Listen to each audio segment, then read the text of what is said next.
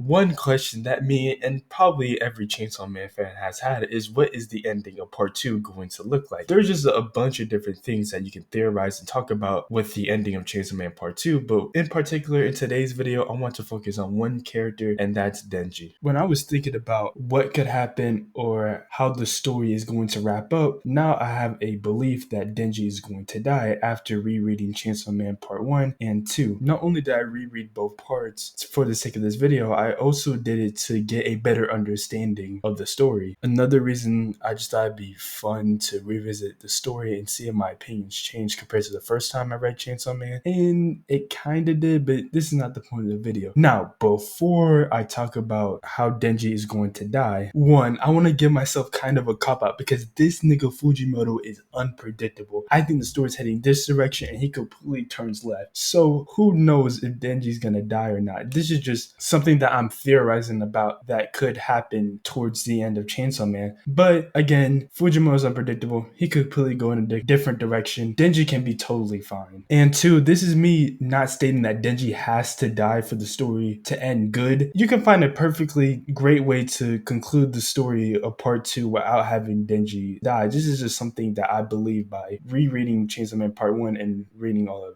part 2. Just one more thing before we move on to the actual topic of this video. The last couple of chapters, Fujimoto has been in the kitchen. He has been cooking, man. I love these last couple of chapters. Like, excuse me, I didn't know your bag was that deep, sir. Now, I wanted to just talk about how I think he's going to die at the end of Chainsaw Man part 2. I think it's pretty simple. All my conclusions lead to it has to do something with death. There's two paths I can see this going, either him getting killed by the Death Devil or him sacrificing his own life. To discuss him just getting killed by the Death Devil, I see it like this. We see throughout the story Denji's goals, dreams, aspirations gradually increase, from him dreaming about having the basic necessities to him struggling but wanting to be Chainsaw Man. In this path, I can see Denji getting everything that he desires. Now, knowing Denji's character, his goals might still gradually increase, but he's overall happy with life after Asa and Femi save him, especially because if they do save him, Asa's gonna know that Denji is Chainsaw Man. Her knowing that information can blossom them into a relationship, especially because we still know that Denji likes Asa. And we get to see him reunite with Nayata. And we see right now that Nayata's in a very troubling position. Now, in my head canon, Kobeni came and saved her. Now, do I have any logic behind that? No. I'm really just trying to speak this into existence. I really just need the best girl to come back, you know? You're fumbling for not having the best girl in the manga right now. But anyways, you have Denji at his happiest point, especially because it balances out of what's happening to him right now, which we see Denji at arguably his lowest point that we've ever seen him. You have Asa and Denji, you know, build and get into a relationship. You have him reunite with Nayata and continue their family bond that both of them have. And hell, you can even have Femi help Denji out with public safety so he can freely turn into Chainsaw Man. Now, it won't be entirely like freely with like no consequences, because when I almost said family.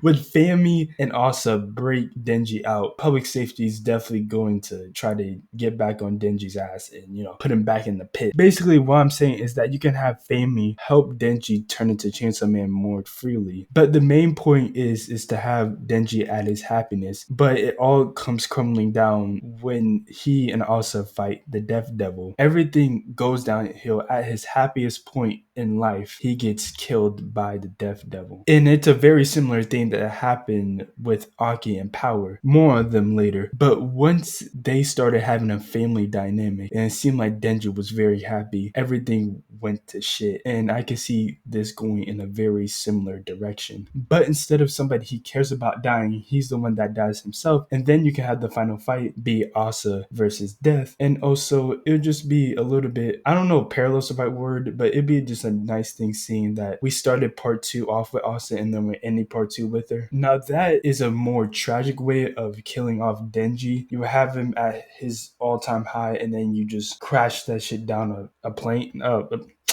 Of course, why did I say a fucking plane? Ignore that. But I found a more bittersweet way that you can end Denji's character by killing him off, and that's him sacrificing his own life. You could still have it be very similar to the scenario where he just gets killed by the Death Devil, but instead he could realize that Asa or Naruto could be in danger, and the only way that he could save them is sacrificing his own life. So a situation like Power and Aki does not happen, and he has to deal with more trauma of losing people that he cares about very deep. So he avoids it by sacrificing his own life. And you could play as Denji does not want to see that situation happen again, because when those two events happen, him killing Aki and him in a sense helping Monkey kill Power, it completely broke him. And that same scenario happening to Asa and Nayata would devastate Denji. And you could have a way where you could kill maybe Asa off, Nayata if you really wanted to, and you can have Denji really be just like all alone again. But that's very depressing. Well, I guess I did propose a depressing